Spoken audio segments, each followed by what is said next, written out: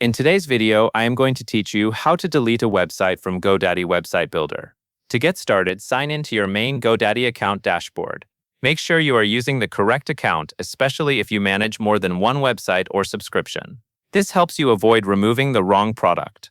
Once you are inside your dashboard, go to the top right corner of the screen and click on your profile name. From there, select Account Settings. In some cases, you may also be able to reach the same area through Renewals and Billing. Either option will take you to the section where your active products and subscriptions are listed. Now look through the itemized product list and find the Websites Plus marketing plan connected to the website builder you want to remove. Take a moment here to confirm that you have selected the correct subscription. This is important because deleting the product will remove the website builder workspace from your profile. When you find the correct subscription, check the box next to it.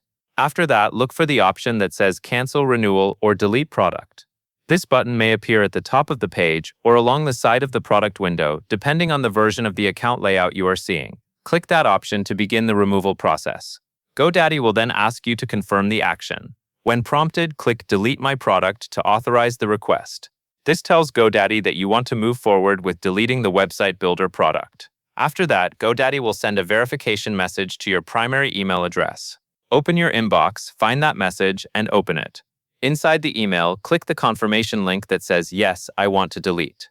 This step is required, so be sure to complete it before returning to your account.